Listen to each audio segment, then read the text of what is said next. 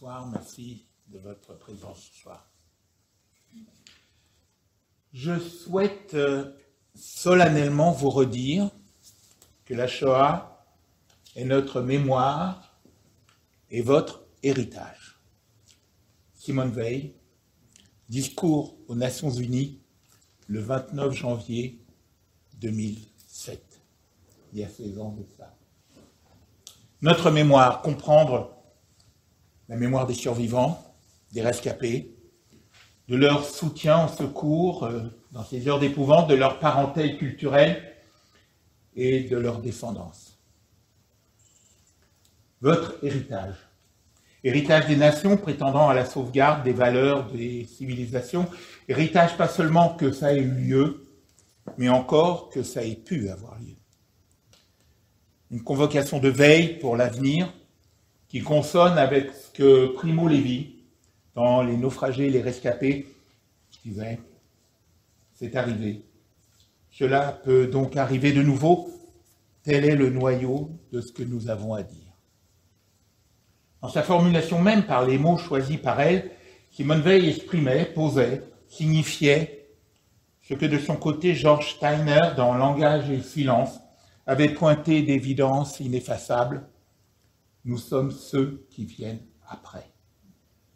Suggérant que nos devenirs, celui de nos nations, de nos cultures, de nos manières d'être dans le monde, sont attrapés par le fait que ça ait eu lieu, non pas comptable, mais tributaire, et comptable, si on veut peut-être alors, de contourner, d'esquiver, de se dérober, d'en être tributaire en nous, malgré nous, quoi qu'on veuille. Après. Après quoi? Une épouvante, dont le refoulement dans l'inexprimé aveugle et paralyse, comme le notait l'historien des sciences, Benno Müller-Hill, dans son ouvrage « Science nazie, science de mort », mais avertissant en même temps que, oui, travailler sur la destruction blesse et souille. Hannah Arendt, de son côté, prévenait « Il n'y a pas d'histoire plus difficile à raconter dans toute l'histoire de l'humanité, et en elle-même, elle n'offre rien d'autre que peine et désespoir. » Mais après quoi, peut-être encore? Après un intermède catastrophique, contingent de la marche de la modernité vers son apogée? Une régression conjoncturelle? Une embardée de l'histoire redressable par quelques corrections dans l'après-coup? En quelque sorte, un accident civilisationnel réglable, soldable, voire dépassable parce qu'il a été convenu en vestige d'une dette de nommer du Sainte-Anne devoir de mémoire. Une expression que Simone Veil n'appréciait pas vraiment, ni dans son contenu de sens, ni dans son inflation d'emploi. Peut-être au motif de l'inclination probable qu'elle recelait, comme l'épingla l'écrivain Imre Kertész, de transformer le souvenir en rituel dans une incantation fossilisée. Différemment, plutôt qu'un accident civilisationnel, d'autres y ont pressenti une tragédie civilisationnelle, une bifurcation ravageuse, probablement durable, peut-être pérenne. Un Zivilisationsbruch, une rupture de civilisation authentifiée et singularisée par ce qu'on a ramassé sous le nom générique de déchirure d'Auschwitz. Pas seulement dans la démesure des meurtres en masse, à flux tendu, mais dans cette loneliness invoquée par Hannah Arendt, cette désolation à comprendre comme une désolation, la désagrégation du sens commun de la justice, de la dignité, de la solidarité, la perte, ou du moins la précarisation pérenne du sol commun sur lequel est bâti ce monde qu'on habite dans la pluralité des hommes. Il s'est passé là quelque chose que nous n'arrivons pas à maîtriser, disait-elle. Mais d'autres encore. Le philosophe Jürgen Habermas. Auschwitz a transformé les conditions de permanence des relations entre êtres humains. La psychanalyste Françoise Dolto. Les fruits pervers du nazisme ne sont pas terminés parce que ça a été socialisé. La symbolisation qui donne valeur aux pulsions a donné valeur à des pulsions destructrices. Le juriste Pierre Legendre. Le nazisme a constitué pour l'Occident une échéance historique et un épisode de destruction dont les sociétés contemporaines demeurent tributaires. Georges Bataille, lui, posait que, comme les pyramides ou l'acropole, Auschwitz est le signe de l'homme. L'image de l'homme est inséparable désormais d'une chambre à gaz. Quant à un autre philosophe, Karl Jaspers, dans son ouvrage paru après-guerre en 1948 sur la culpabilité allemande, il prend l'office d'un guide de route. C'est en Allemagne que se produisit l'explosion de tout ce qui était en train de se développer dans le monde occidental sous la forme d'une crise de l'esprit et de la foi. Les derniers témoins, ceux qui ont approché de près la destruction, survivants réchappés, portefaix exténués de récits, longtemps dédaignés par la volonté d'ignorance, l'escamotage idéologique ou la cuistrerie académique qui les voulait mutiques, partent sous le coup des ans, discrètement et pudiquement, s'effaçant du paysage de nos interrogations ténébrantes. Les mémoriaux qui demeurent comme succédanés de stèles et tertres en place des sépultures qui étaient aux populations exterminées par avance refusées, les parcours muséaux pour sortir scolaires de jeunes emplis de incrédulité, qui davantage chaque jour veulent bien croire que la Terre est plate, mais ignorent ou ne pensent pas que la Shoah ait bien eu lieu comme on vient le leur susurrer sur les réseaux sociaux. Les uns et les autres n'y pourront pas grand-chose, malgré toutes les bonnes volontés, les dévouements, les créations convoquées. Juste des rustines sur les béances de la raison, de la justice, du souvenir. Restera les travaux des humanités, des historiens en premier lieu, des anthropologues, des philosophes, qui se poursuivent toujours, chantier en cours, inachevé, peut-être inachevable, malgré l'abondante littérature déjà produite à ce jour sur cette nuit de destruction qui s'est abattue sur l'Europe et ses promesses. Plus de 12 000 titres d'ouvrages érudits différents par le monde aujourd'hui. Et resteront les voix venues du fond de l'abîme, que les bibliothèques auxquelles va échouer indubitablement l'œuvre de la transmission, garderont en gardienne et vigiles de l'histoire humaine. Saluons ici la médiathèque de Troyes et son équipe en ce jour. Nous allons entendre ce soir deux voix, portées par celle d'Yvan Morin. Cette dernière, assurée, comme celle de l'acteur talentueux qu'Yvan Morin est, et tremblante intérieurement, comme celle du cœur de tout homme confronté à cette dévastation dont il doit porter témoignage. Yvan Morin nous lira pour commencer les pages finales d'un texte paru au sortir de la guerre en Argentine. Yossel Rakover s'adresse à Dieu. Un texte dû à un écrivain, Zvi Kolitz, paru en 1946 dans le Jiddische Zeitung de Buenos Aires et traduit de l'allemand par Léa Marcoux.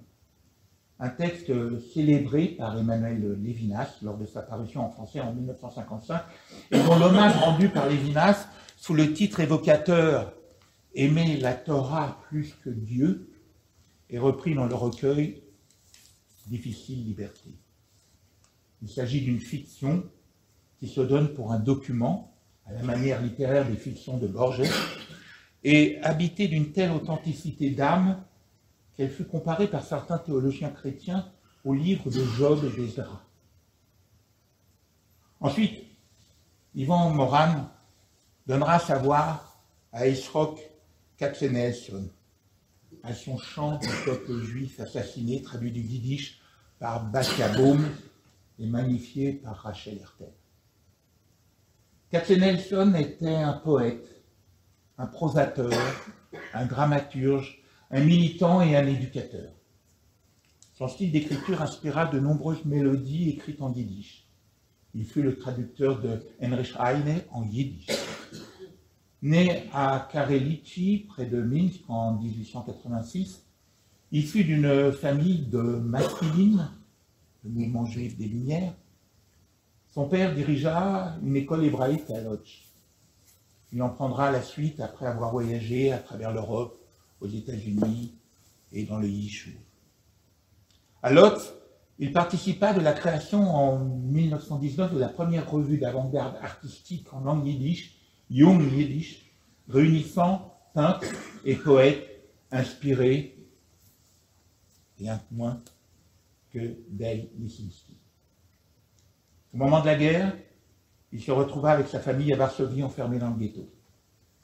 Il s'occupa des orphelinats, fit de l'enseignement, donnait des conférences, traduisait des passages entiers de la Bible de l'hébreu vers le yiddish, écrivait des poèmes, des chansons, des pièces de théâtre pour les enfants, essayant de leur adoucir la vie dans l'effroi annoncé, dans la vie d'épouvante déjà là. Peut-on se représenter ce que cette activité requérait de volonté fiévreuse dans l'état de famine, de maladie, de mort à chaque coin de rue, qui était la condition de mouroir du ghetto. Katzenelson se vit arracher sa femme Anna et 2 de ses fils, Bension et Yomele, raflés en son absence et livrés à Treblinka. Il participa à la première insurrection du ghetto de janvier 1943. L'admiration que lui portaient ses camarades de combat les enclin à chercher à le sauver, malgré sa volonté de combattre, en arrivant à le faire sortir du ghetto avec le fils qui lui restait, Svi, avant le déclenchement de la seconde insurrection en avril de cette même année. Les résistants de la Varsovie arienne les prirent en charge, leur obtinrent des visas pour le Honduras et les firent partir par un convoi pour le camp d'internement de Vittel, oui, ici, dans le Grand Est, avec la perspective de pouvoir quitter l'Europe. Il n'en fut rien. 1 an après, en avril 1944, avec son fils, il fut envoyé de Vittel à Auschwitz, où ils furent gazés le 1er mai. Entre-temps, c'est dans cette année qu'il rédigea un journal connu sous le nom de Journal de Vittel et écrivit en yiddish son chant du peuple juif assassiné. Œuvre sauvée d'avoir été scellé dans 3 bouteilles enterrées dans l'enceinte du camp.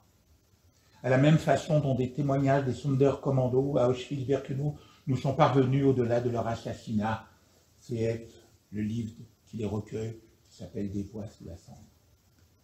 Bouteilles jetées à la marée du temps, selon une tradition très ancienne, qui répétait, ici, la geste de conservation des textes dans des jarres, autre temps, pensez à Qumran. Das Lied von dem ausgearbeiteten jiddischen Volk, selon son titre original, est un poème composé de 15 chants, comportant 15 strophes, chacune de 4 vers. Sa rythmique délibérément soufflante, s'amplifiant à mesure jusqu'à l'épuisement, coupe le souffle. Chant ici n'est pas un vain mot, mais c'est plus à la façon dont Arnold Schoenberg composa après-guerre son oratorio, le survivant de Varsovie. Vous allez en découvrir ce soir des extraits livrés à nous par Yvan Morane, qu'il en soit béni.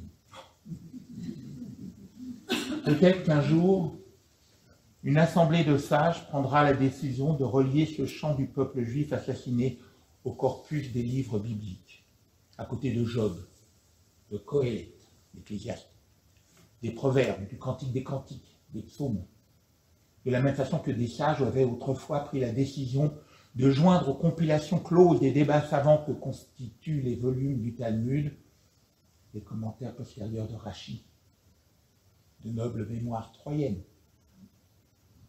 Les poètes juifs, ils furent nombreux. Ce missionnaire chantre des derniers juifs sur les terres sanglantes de l'Europe.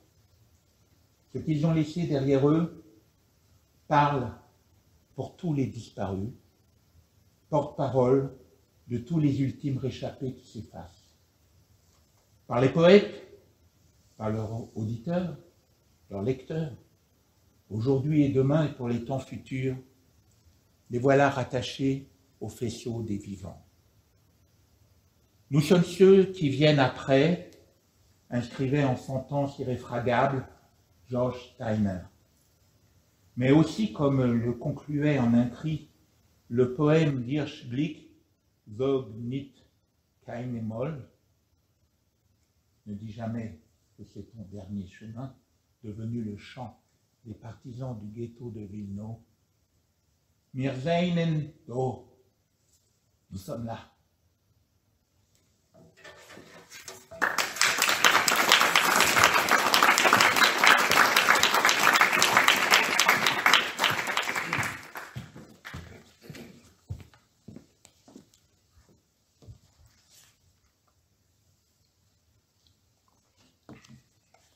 Bonsoir.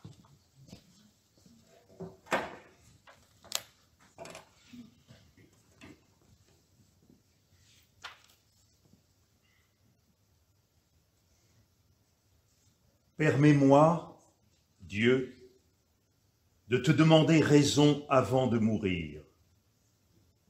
Désormais libre de toute peur, empli d'une absolue tranquillité et sécurité intérieure, je veux m'adresser à toi pour la dernière fois de ma vie.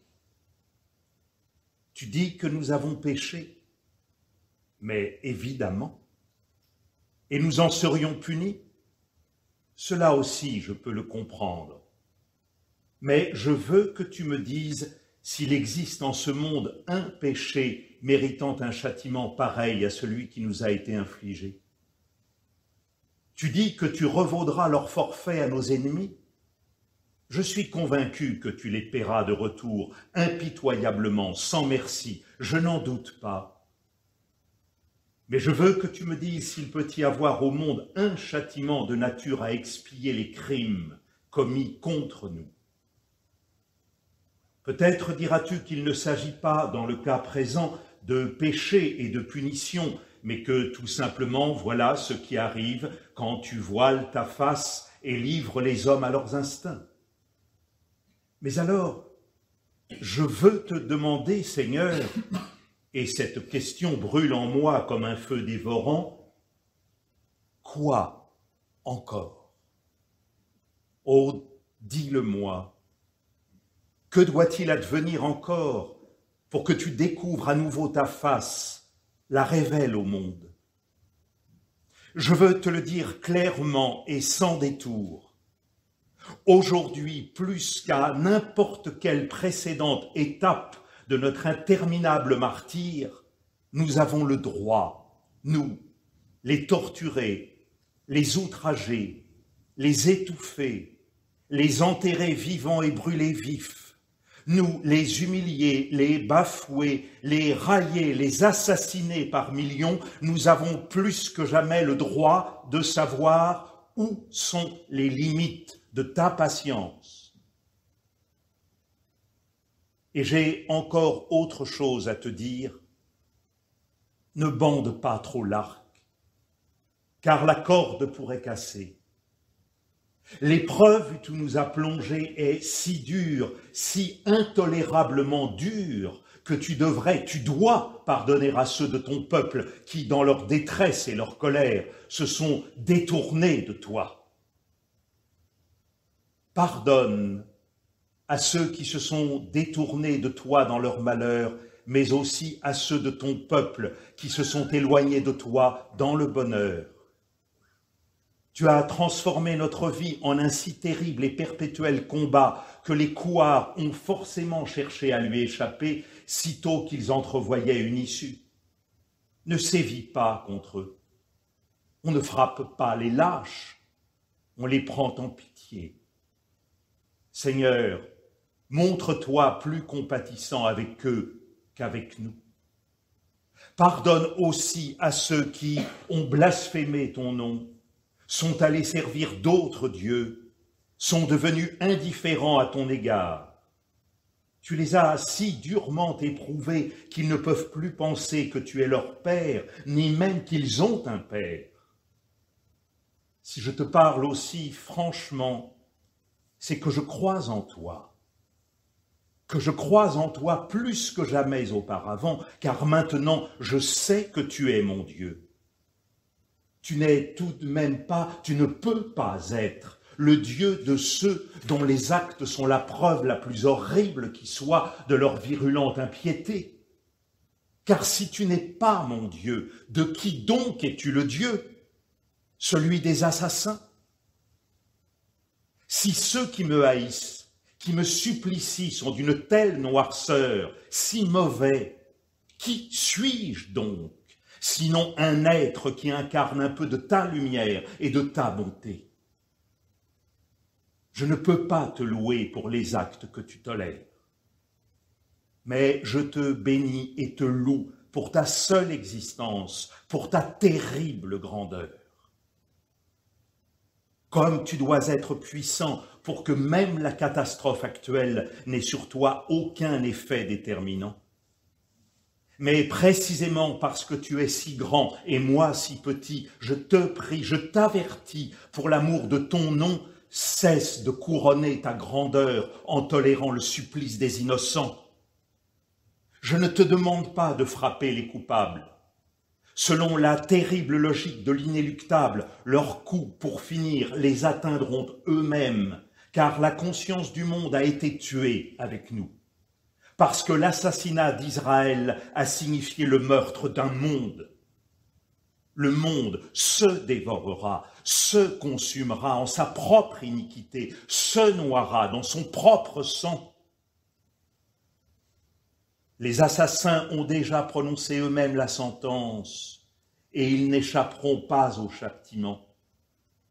Mais toi, tu rends ton arrêt doublement sévère sur ceux qui passent le meurtre sous silence, sur ceux qui condamnent le massacre en parole, mais s'en réjouissent dans leur cœur, sur ceux qui se disent en leur cœur perfide, oui, il convient de déclarer que le tyran est mauvais, mais il fait à notre place une besogne dont nous lui serons toujours reconnaissants. Il est écrit dans ta Torah qu'un voleur doit être puni plus sévèrement qu'un bandit de grand chemin, bien que le premier n'attaque pas physiquement sa victime, ne menace pas sa vie, mais cherche seulement à lui dérober son bien. Le brigand agresse sa victime en plein jour. Il craint aussi peu les hommes que Dieu. Le voleur, en revanche, craint les hommes, mais non Dieu. C'est pourquoi sa punition doit être plus dure. Par conséquent, peu m'importe que tu traites les assassins comme des brigands, parce qu'ils se conduisent de la même manière envers toi et envers nous. Ils ne font pas mystère de leur meurtre et de leurs crimes. Mais ceux qui taisent ce meurtre, qui ne te craignent point, mais redoutent ce que pourront bien dire les hommes, ils ignorent ces nigauds que les hommes ne diront rien du tout. Ceux qui clament leur pitié pour le malheureux en train de se noyer, tout en refusant de le sauver, ceux-là, oh, je t'en conjure, mon Dieu, punis-les comme des voleurs. La mort ne peut plus attendre, et je vais devoir poser la plume.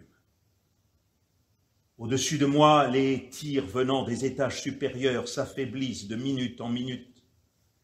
Les derniers défenseurs de notre bastion tombent l'un après l'autre, et avec eux tombe et meurt le grand, le beau, le pieux Varsovie juif. Le soleil est sur le point de se coucher, et Dieu merci, je ne le reverrai jamais. Les tremblantes lueurs de l'incendie pénètrent par la fenêtre, et le coin de ciel que j'aperçois ruisselle d'un rouge flamboyant, semblable à une cataracte de sang. Dans 1 heure au plus, j'aurai rejoint ma famille et les millions d'autres massacrés de notre peuple dans ce monde meilleur où les doutes sont effacés et où ne règne plus que la main de Dieu. Je meurs calmement, mais non apaisé, non satisfait, vaincu, battu, mais non esclave, amer, mais non déçu, en créancier et en croyant, mais non en débiteur et en solliciteur, non en suppliant et priant, amoureux de Dieu, mais sans dire aveuglément « Amen » à tout ce qu'il fait. Je l'ai suivi, même s'il m'a repoussé.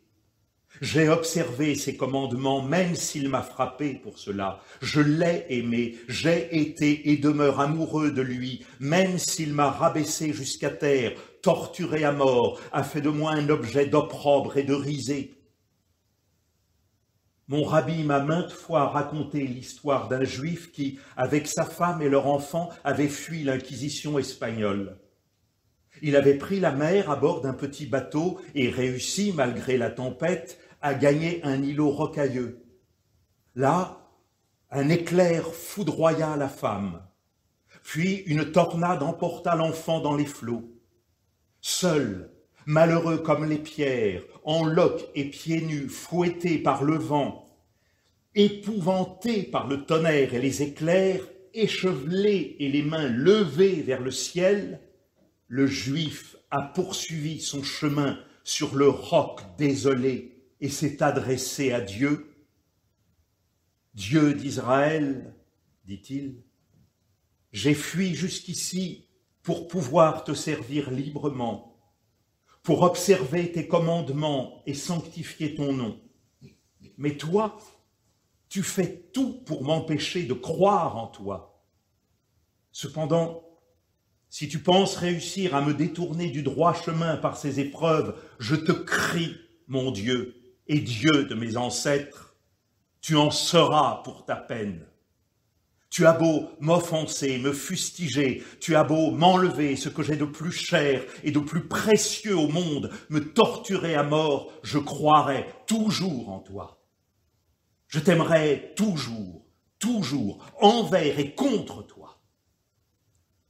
Et ce sont aussi les dernières paroles que je t'adresse, ô mon Dieu en courroux.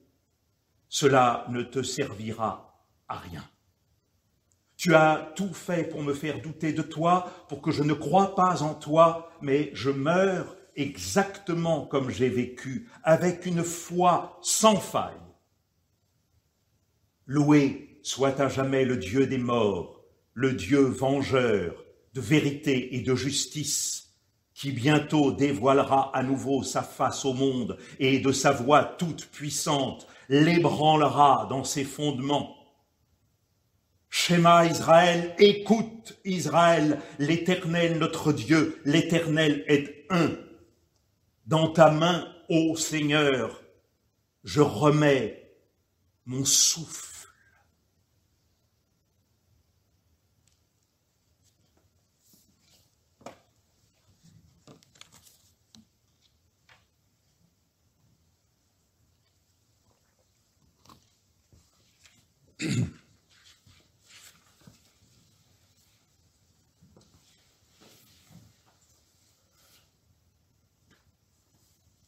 Chante, chante. Prends ta harpe vide, creuse et légère, sur ces cordes fines jette tes doigts pesants, cœur lourd de douleur, et chante le dernier chant, chante les derniers juifs d'Europe sur cette terre. Comment chanter? Comment ouvrir la bouche et chanter, moi qui suis resté seul et dernier? Ma femme et mes enfants, mes deux petits, horreur, m'étreint l'horreur. On pleure, j'entends au loin des pleurs.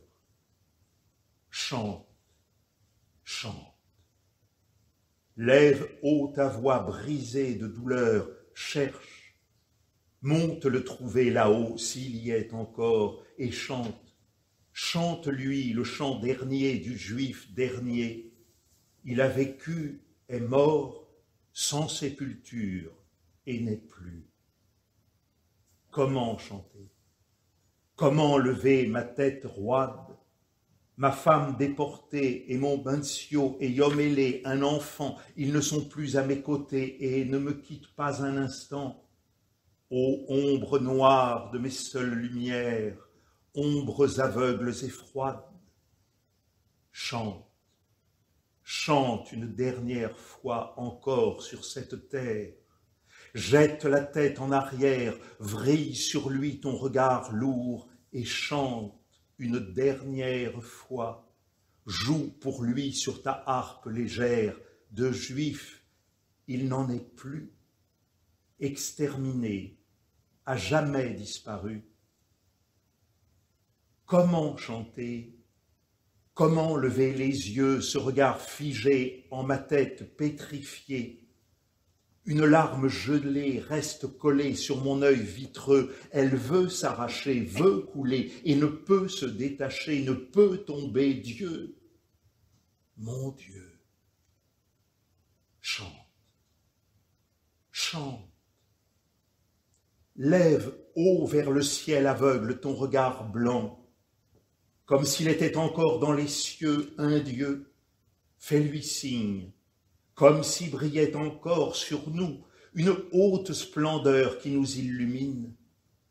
Assis sur les ruines de ton peuple assassiné, lance ton chant.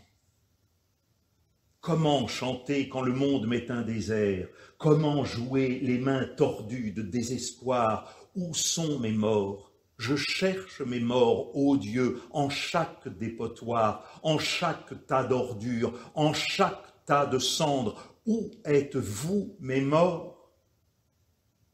Criez du fond des sables, dessous chaque pierre, criez. De toute poussière, de toute flamme, de toute fumée. C'est votre sang et votre sève, c'est la moelle de vos os, c'est votre chair et votre vie. Criez, criez bien haut. Des entrailles des bêtes dans la forêt, des poissons dans la rivière qui vous ont dévoré, criez. Du fond de la fournaise, criez, grands et petits, criez. Je veux entendre votre voix, je veux un cri de douleur, un hurlement de colère, je veux une clameur. Crie, peuple juif assassiné, crie, lance ton cri. Ne crie pas vers le ciel, il t'écoute aussi peu que ce tas d'immondices, la terre. Ne crie pas vers le soleil, cette lanterne sourde. Ah, si je pouvais éteindre ces feux comme on éteint la lampe en ce repère d'assassins déserts. Mon peuple, tu m'éclairais bien mieux, combien plus lumineux. Oh, montre-toi, mon peuple, apparaît, tends les mains hors des fosses profondes et longues, où sur des milles tu t'entasses en rangs serrés, couche sur couche inondée de chaud et brûlé. Montez, sortez des profondeurs, des strates les plus basses. Venez tous de Treblinka, d'Auschwitz, de Sobibor, de Belzec, de Ponard. Venez d'ailleurs encore et encore et encore.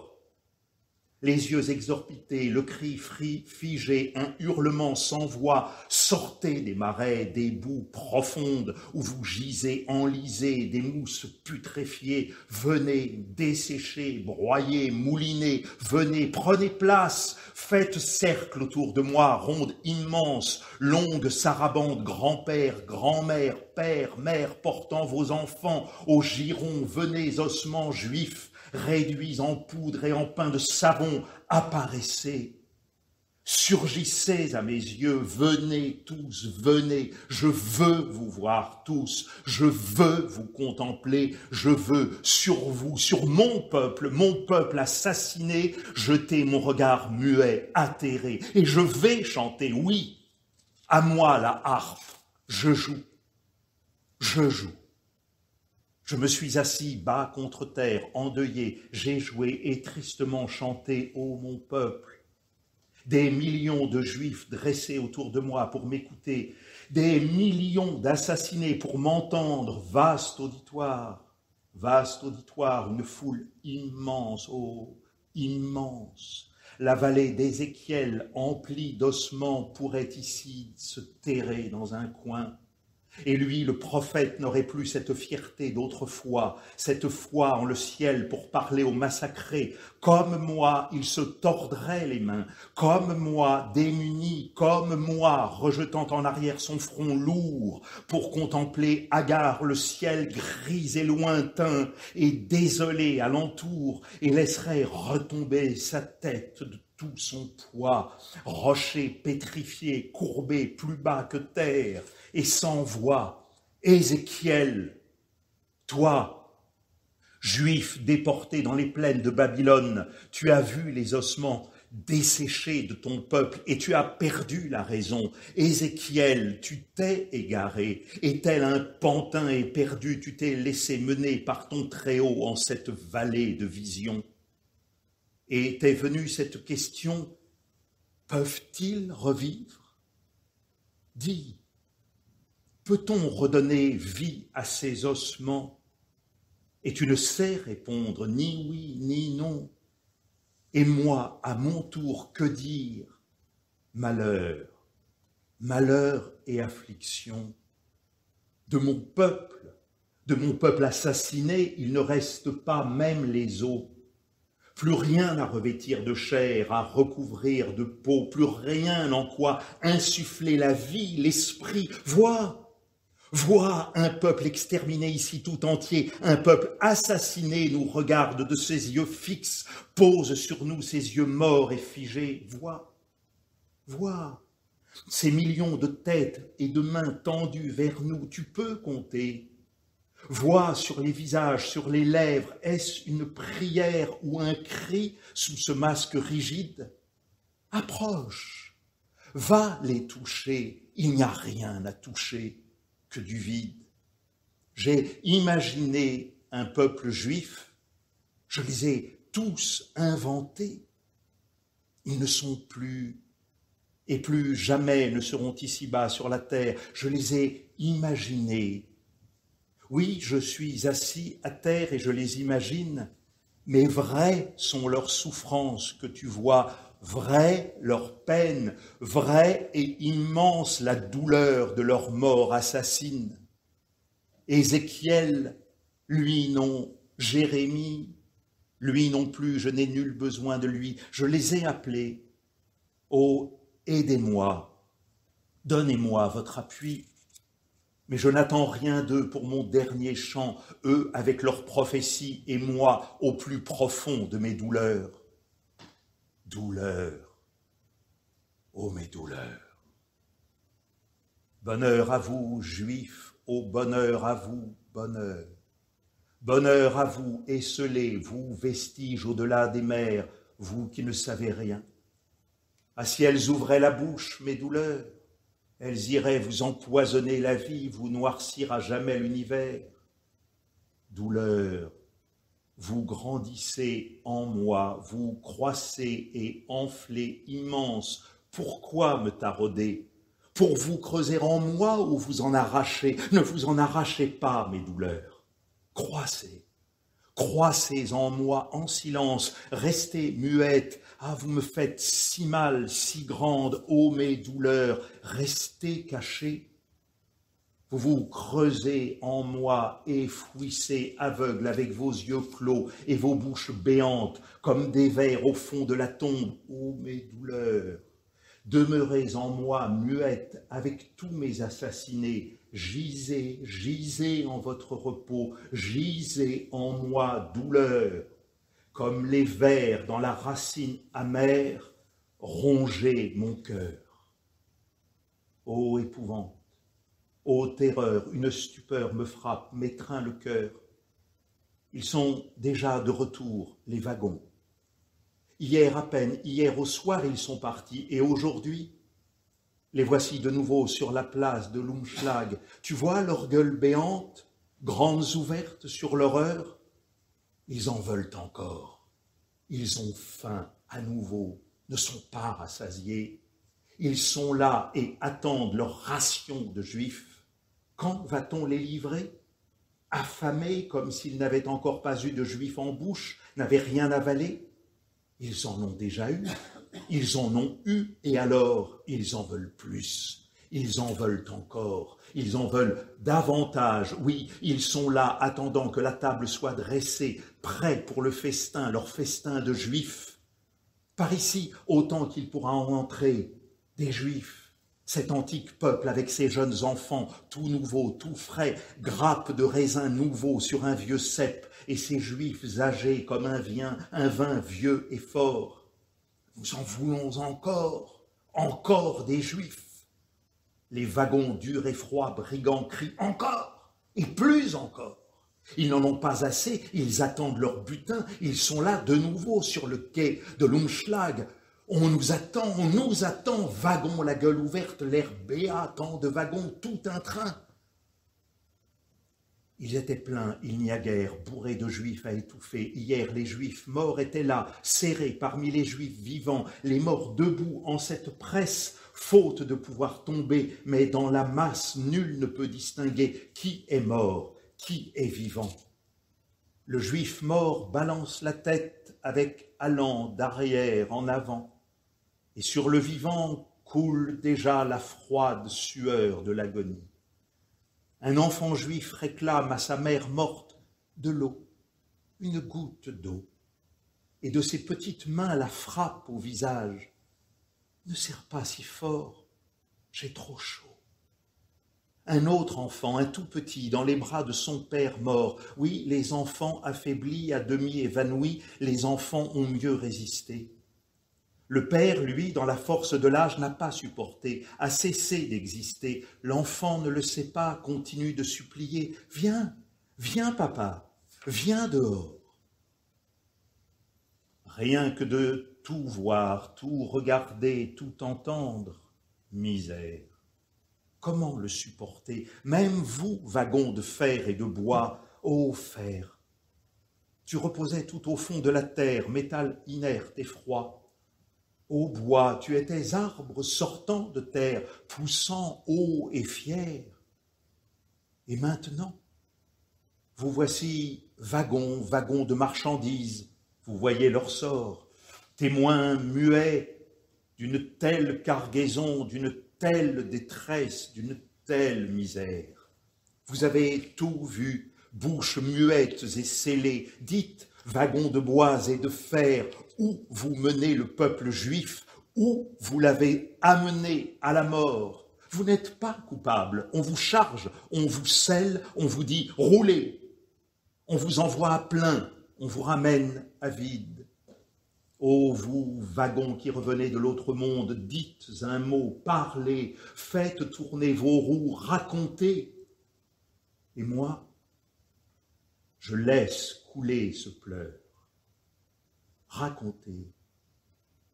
Racontez, wagons, vous étiez seuls aux funérailles, vous, arches mortuaires, vous les avez conduits en vie à leur dernier chemin. Vous, morts, avez mené ces vivants à la fosse, les avez menés à leur fin.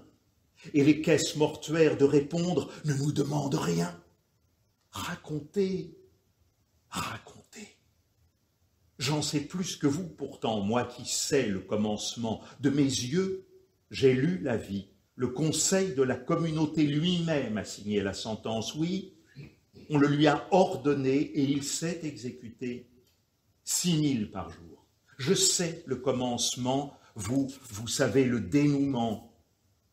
Racontez, je ne sais que le commencement. Le commencement n'est pas tout, je veux savoir la fin. Racontez. Vous êtes gêné par mes pleurs? Racontez-moi la fin, vous, racontez. Moi, je saurais écouter et pleurer en silence. Racontez. Je suis un roc que l'on frappe et qui ruisselle. L'eau s'égoutte de ma pierre. Et la machine s'est mise en marche. 10 000 par jour, 10 000 juifs en une journée. Cela n'a pas duré, oh, pas longtemps, on est vite passé à 15 000 raflés. La ville aux Juifs, Varsovie, la ville clôturée, emmurée, la ville piège sous mes yeux s'est rétrécie, s'est réduite à néant, a fondu comme neige, Varsovie. Vieille ville juive bondée comme une synagogue au jour du pardon, comme le marché un jour de foire. Juifs de Varsovie, si tristes et si joyeux, vendant au marché, priant à la choule, ô Juifs, quêteurs de subsistance et quêteurs de Dieu. Varsovie emmurée, Varsovie enclose, hier encore était si pleine de vous, aujourd'hui te voici vide. Aujourd'hui te voici dévastée, entièrement vide et nue. Désormais, tu es un cimetière, une nécropole déserte, et plus déserte encore, une ville morte. En tes rues défuntes, on ne voit plus errer de mort, et des maisons ouvertes, maisons délaissées où plus personne n'entre ni ne sort. Les premiers à périr furent les enfants, les orphelins à l'abandon. Eux, le sel de la terre, le plus beau et le plus clair en ce monde d'obscurité. Ô, des orphelins esselés en leur foyer d'enfants serait née notre consolation. De ces petits visages tristes et muets, de ces visages sombres, nous serait venu le jour. Oui, je me suis trouvé à la fin de l'hiver 42 dans l'un de ces foyers retirés dans un coin. J'ai vu des enfants tout juste recueillis dans la rue. Sur les genoux d'une monitrice, j'ai vu une fillette d'à peine 2 ans, maigrichonne, pâle comme la mort, et les yeux si graves. Je l'ai vue. J'ai contemplé cette petite de 2 ans, cette petite vieille, cette grand-mère. 100 ans d'âge porte cette fillette juive, avec sa gravité et sa lourde peine. Ce que sa grand-mère n'a pas vu même en rêve, cette fillette l'a vu, et en réalité. J'ai pleuré, et me suis dit, ne pleure pas, la peine s'efface, reste la gravité. La gravité demeure, se déverse dans le monde, dans la vie, lui donne profondeur. La gravité juive, elle dégrise, éveille, ouvre grand les yeux aveugles, les avive.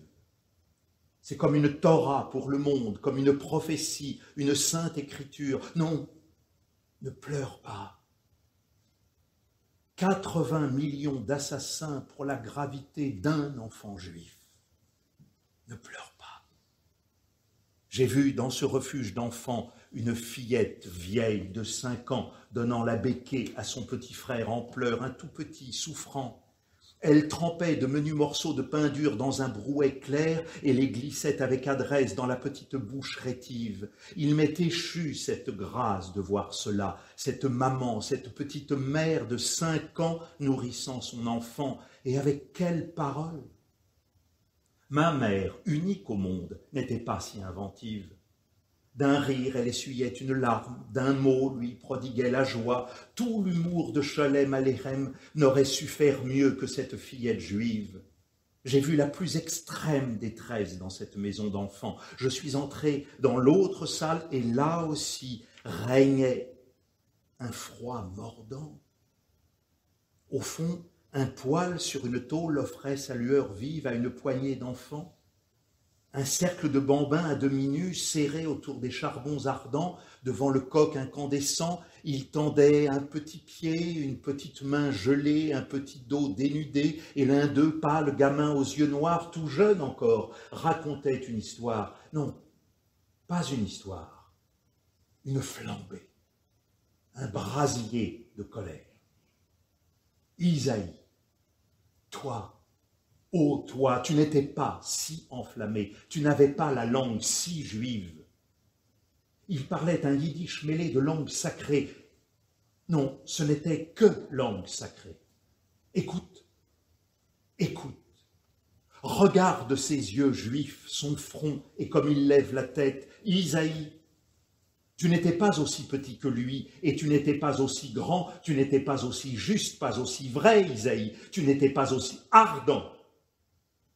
Et non seulement ce garçon en ce refuge d'enfants, ce jeune garçon au parler véhément, mais ses petits frères et sœurs en train de l'écouter, bouche bée.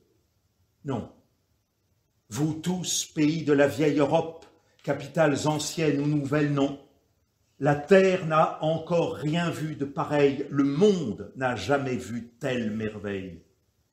Ils furent les premiers à périr, les enfants juifs, tous, la plupart déjà sans parents, orphelins transis par le froid, tenaillés par la faim, rongés par la vermine, saints messie sanctifiés dans les peines. Dites, pourquoi ce châtiment? Pourquoi, au jour du massacre, les premiers ont-ils dû payer au mal le plus haut prix? Ils furent les premiers emmenés pour la mort, les premiers sur la charrette, balancés dans les camions comme autant d'ordures, comme autant d'immondices. On les a déportés, exterminés, réduits en cendres. Il ne reste plus trace des meilleurs, des miens, il ne reste rien. Hélas, malheur à moi et douleur et désolation. Trop tard, toutes les routes barrées, passages et frontières verrouillées, la terre ici-bas, tout comme le ciel là-haut devant nous s'est fermé. Dans les pires affres, on a gagné Lublin et même plus loin, et à l'arrivée, la mort. Elle nous ouvrait le chemin par le sang, le feu et la fumée. On se sauvait, hélas, sans trouver de salut. Ah, les heureux rescapés, parvenus, les pieds gonflés en sang, à un semblant de but. Ils regardent alentour, sombres, désespérés, et veulent s'en retourner, rentrer chez soi. Oui, à la maison, et advienne que pourra. On rebrousse chemin, ô triste chemin du retour, ô mon Dieu, se replie. Le même enfer qu'à l'aller, même horreur, même danger, mais quoi? On revient chez soi. S'il faut périr, que ce ne soit pas en étranger, mais dans sa propre ville, dans sa rue, dans sa maison, dans son lit. On prend la route du retour. L'un y est parvenu, l'autre n'a pas réussi. Pour chacun d'eux, revenu au foyer ou resté en chemin, la même triste fin. Un homme assassiné sur la route ou pendu dans les bois, c'est un juif. Et revenu chez lui, un juif ne connaît plus la chaleur du foyer, ni le jour, ni la nuit. Il ne doit pas se montrer, ni chez lui, ni à sa porte, ni en la rue où il demeure. Un Allemand, hier polonais, aujourd'hui allemand de sang, est déjà venu le chercher. Toi ici, tu n'es pas parti? Je croyais que tu t'étais sauvé, s'écrie avec stupeur au hasard d'une rencontre dans une venelle, un ami très cher.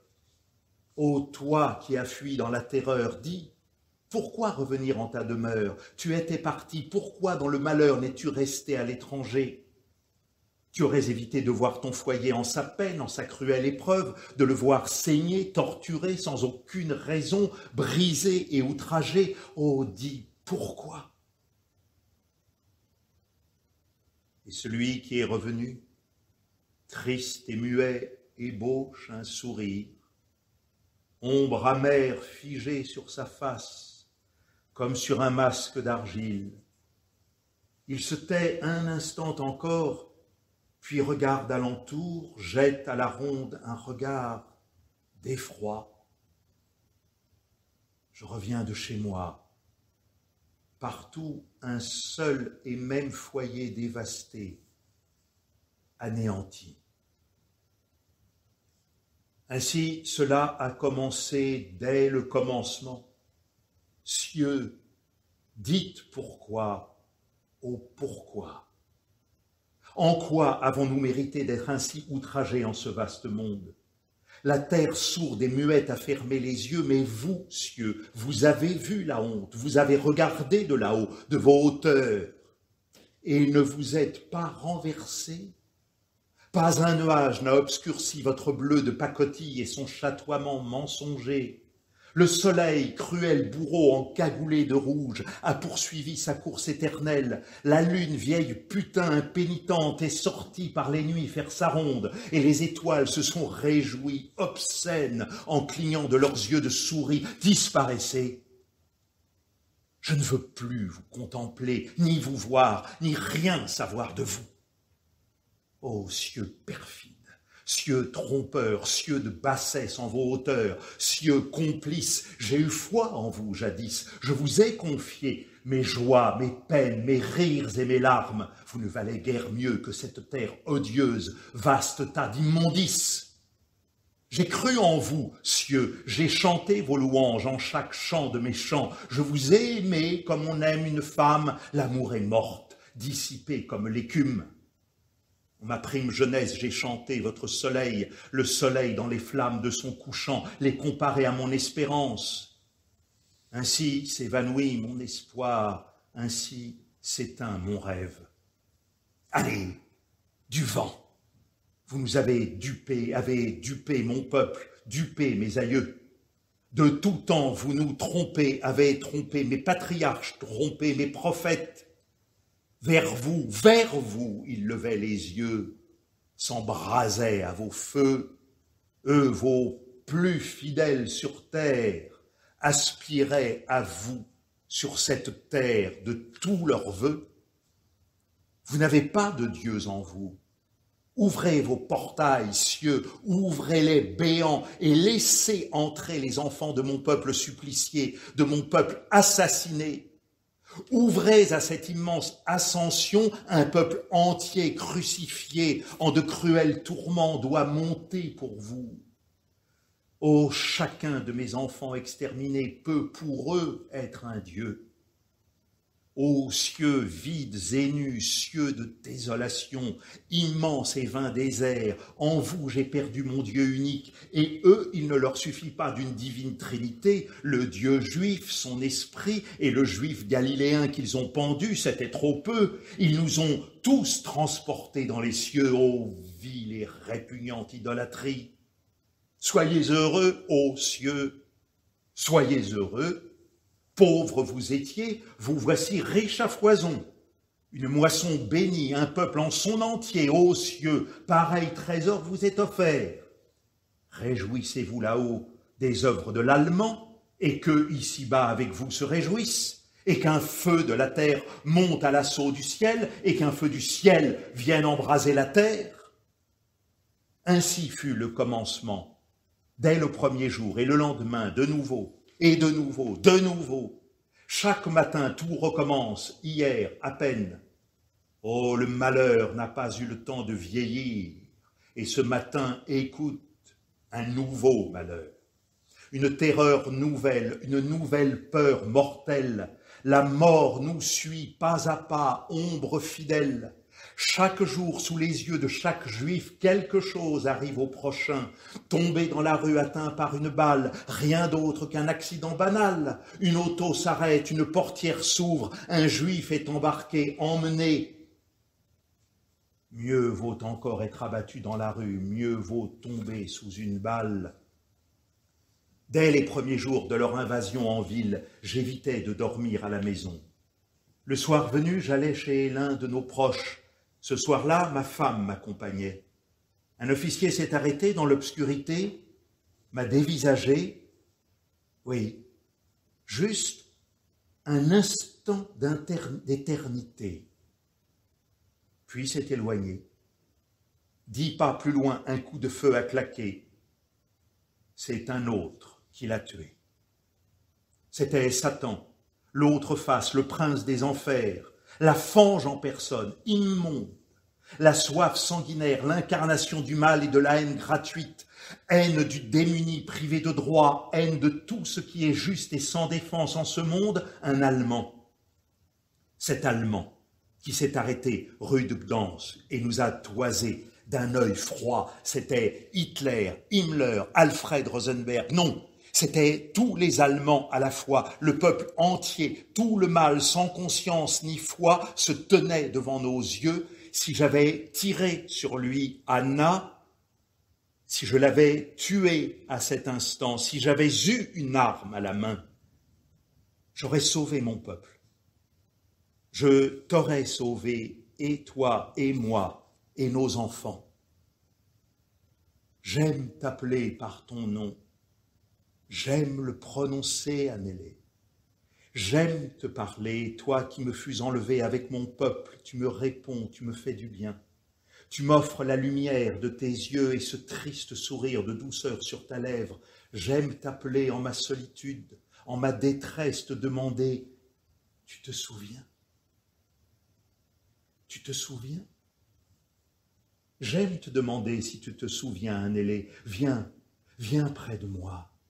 Pose sur mon épaule ta tête magnifique et cette chevelure noire à la blanche nervure. Prends-moi dans tes bras. Donne-moi force, donne-moi vie. Je t'ai invoqué en ton repos. Ne repose pas, Annélé, que ne puisse guérir dans l'oubli l'inconsolable blessure. Viens t'asseoir avec moi, Anna, je t'aime tant. En mon amour puissant, écoute mon cri. Tu entends? Tu entends? En ce vaste malheur, tu me donnes bonheur, ma Anna, mon épouse. En notre immense douleur, en notre faim, je te féconde pour les mondes infinis. Porte le fruit de ma plainte comme mes fils en ton sein. Porte-le à tous les mondes de crime et de barbarie. Te souviens-tu de la pire cruauté, la pire horreur, la pire inhumanité en ce monde? Je sais que tu t'en souviens. Tu en as emporté le souvenir avec toi dans toutes les éternités. Toi et mes fils, vous vous souviendrez à jamais du meurtre de votre peuple et du prix à payer. Moi aussi j'en fais vœu, mais j'ai peur que n'en vienne l'heure. J'ai peur d'oublier. Je me suis toujours fié à toi plus qu'à moi-même, comme si j'étais pour toi un médium, comme si je répondais à ton secret commandement, réalisais tes désirs. Tu m'as chargé de lourdes dettes, je m'en suis acquitté avec tremblement et joie. J'ai aimé mon peuple et partagé son exil, l'ai chanté dans l'espoir et dans le désespoir. Il est une rue à Varsovie, la rue Mila. Oh, arrachez-vous le cœur de la poitrine, et à la place du cœur mettez une pierre. Arrachez vos yeux mouillés de pleurs et posez sur vos orbites des tessons de verre, comme si vous n'aviez rien vu ni rien su. Bouchez vos oreilles, faites-vous sourds, je vais vous conter la rue Mila. Il est une rue à Varsovie, la rue Mila. Qui pleure ainsi tout bas? Pas moi, non, je ne pleure pas. La rue Mila dépasse toutes les larmes. Aucun juif ne pleure. Les goyim, s'ils avaient vu cela, auraient tous éclaté en pleurs, en amers sanglots. Mais ce jour-là, le jour de la rue Mila, pas un goy n'était dans le ghetto, des juifs seulement et des Allemands. Des juifs, des juifs, des juifs. Et plus encore, 350 000 juifs de la seule Varsovie ont déjà été massacrés, les vieux fusillés au cimetière, tous les autres transportés hors de la ville vers les Treblinka, et la rue Mila est pleine, bondée comme les wagons. Ô stupeur! Oh, ne demandez rien. Ne me rappelez pas la rue Mila, si grosse de monde et réduite à néant. Plus de 100 000 juifs massés là, avec leurs baluchons, sacoches au dos ou à la main, et dans les baluchons, une chemise, une serviette, un quignon de pain, et des enfants, pâles comme les linges, secs comme les croûtons de pain, muets comme les murs. Rien ne les a sauvés. On les a tous dénichés, débusqués, tirés de leurs cachettes, terrés au fond des caves, cachés dans les greniers, les étagères grises de poussière, les tas d'ordures partout. La rue Mila était pleine de nous et à la fin, si peu sont restés. On nous a fusillés sur place ou conduits à la mort par des chemins déserts. Ils ne savaient pas, ne s'y attendaient pas. Die Juden schließen. J'ai entendu la voix répugnante de l'ordure juste avant qu'il ne rende son âme impure. Non pas un cri, mais une stupeur. Comment? Une sale surprise, si incroyable, si imprévue. Les Juifs tirent. Oh, ce n'était pas le cri d'un seul, mais de 80 millions de tout un peuple meurtrier. Eux aussi, les Juifs aussi peuvent le faire, comme nous, comme tout Allemand. Malheur à nous. Nous pouvons, oui, nous aussi, pouvons nous soulever et vous tuer. Nous aussi. Nous aussi. Et nous pouvons aussi ce que vous n'avez jamais pu, ni ne pourrez jamais sur cette terre, ne pas tuer son prochain. Ne pas exterminer un peuple désarmé qui lève en vain les yeux vers les cieux. Vous ne pouvez pas ne pas tuer, vous, pécheurs invétérés. Vous le devez, éternel brandisseur de glaive. Ce 18 janvier, j'ai vu d'abord 5000 de mon peuple ramassés et conduits à la mort, et seulement 2 Allemands. J'ai vu tomber 2 assassins sur les 12 abattus en ce jour, rien que 12. Et ces couards armés se sont mis à trembler, glacés de peur. Les Juifs tirent. Dès lors, ils ne sont plus venus à 2 nous tirer de nos cachettes, mais en meute, tels des loups. Des loups. Avec de jeunes Juifs, j'ai escaladé les murs, grimpé sur les toits pentus, couverts de neige et de glace, tout un bloc de Zamenhof 58 et Murano 44, suis descendu du toit dans la maison avec quelques camarades, je reste dans les combles, d'autres postés à l'étage ont encore tiré sur 2 tueurs, mais je ne l'ai pas vu. J'ai entendu seulement les coups de feu. Le soir, je suis allé avec tous rue Mila, 61. Enfin un fusil et des revolvers aussi, un trésor.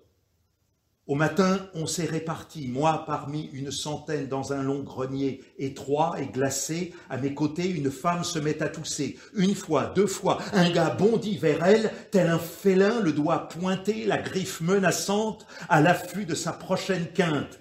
Elle n'ose plus tousser. Pour tous les miens, je suis déjà mort. Si je pouvais mourir, mais non. Je ne mourrai pas, on me tuera. Je ne suis plus à Novo-Lipi, tout est liquidé, j'erre dans l'Etz depuis des jours. Chez un ami, un pâle jeune homme raconte, il arrive de voyage, il a traversé villes et villages au cœur de la Pologne, il n'a plus trouvé aucun juif, n'en a croisé aucun en chemin. C'était 2 jours avant la Pâque, et la veille de Pâques, au matin, c'en fut fini de l'Etz. De ma cachette, j'ai entendu les canons jour et nuit, et dans la nuit, j'ai vu les feux. Le ghetto brûle. Il brûle sur ses murs et sur ses derniers juifs. Le feu pleure et pleure. Le ciel était illuminé, et s'il est quelqu'un dans les cieux, il a regardé et il a vu la fin. La fin. Le ciel s'embrase dans la nuit, se torsade de fumée le jour, et la nuit flambe à nouveau. Comme au désert sauvage de nos commencements, le jour colonne de nuée, la nuit colonne de feu. Mon peuple allait alors dans la joie, fortifié en sa foi, vers une vie nouvelle, et maintenant, le bout du chemin, la fin. On nous a tous exterminés sur cette terre, du plus petit au plus grand, on nous a tous assassinés. Pourquoi? Oh, que nul ne demande pourquoi, car chacun sait, chaque goy du meilleur au pire. Le pire a aidé les Allemands, le meilleur a regardé d'un œil, feignant de dormir. Non, non, personne n'ira réclamer de compte, ni enquêter, ni se demander pourquoi c'est ainsi. Notre sang est hors la loi, on peut le verser, on peut nous tuer, nous massacrer en toute impunité. Chez les Polonais, ils recherchaient les combattants de la liberté, ceux sur qui pesait le soupçon d'être fidèles à sa nation. Les Russes, on les a tués en plus grand nombre encore, dans les campagnes et dans les villes, partisans. Chez nous, on a massacré les enfants au berceau, ceux encore dans le sein de leur mère. On nous a tous menés à Treblinka et avant de nous tuer, on nous a prodigué de fausses paroles. Déshabillez-vous, rangez vos habits en tas, vos chaussures par paire, laissez ici tous vos biens, vous en aurez besoin, vêtements, souliers, tout ce que vous laissez, vous reviendrez le chercher. Vous arrivez de voyage, pas vrai, de Varsovie, Paris, Prague, Salonique, allez prendre un bain. Et l'on enfourre 1000 dans une salle, et 1000 attendent, nus, que les premiers 1000 soient gazés. Ainsi, on nous a exterminés de la Grèce à la Norvège et jusque devant Moscou, près de 7 millions. Sans compter les enfants dans le ventre, seuls sont pris en compte les femmes enceintes, les futures mères, et s'il reste un juif en la lointaine Amérique, en la proche terre d'Israël, toi, réclame à la face du monde pour les enfants non encore nés et déjà assassinés, réclame pour eux aussi enfants gazés avec leur mère dans le ventre des mères, Pourquoi? Personne ne le demande. Personne au monde, alors que tout demande. Pourquoi? Écoute. Chaque demeure vit dans ses murs dévastés par 1000 cités et villages par milliers. Demande pourquoi. Écoute.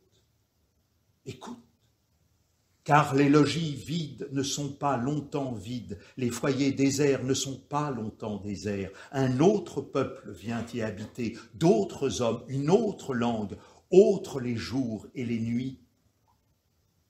Le soleil se levant sur une bourgade de Pologne ou de Lituanie, plus jamais ne saluera un juif, lumineux à sa fenêtre, un petit vieux diseur de psaumes, ni un autre courant au temple. Mais les paysans en carriole iront toujours sous le soleil par tous les chemins, en route pour la foire, tant de goyim, plus encore qu'avant. Et le marché est sans âme, le marché est mort, le marché est plein et il est désert. Plus un juif pour illuminer les marchés loin à la ronde et insuffler vie et esprit. Plus de cafetans juifs flottant au vent sur les sacs de pommes de terre, de farine ou de sarrasin. Plus de mains juives pour soulever une volaille, entâter la chair, caresser la tête d'un veau.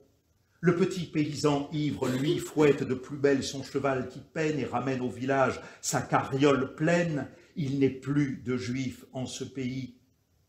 Et les enfants juifs, plus jamais ne s'éveilleront de leur sommeil, de leurs rêves heureux, n'iront plus à l'étude, ni bâiller aux oiseaux, ni faire les 400 coups, ni jouer au sable. Ô garçonnets juifs, regards étincelants, petits anges, d'où êtes-vous, d'ici ou d'ailleurs?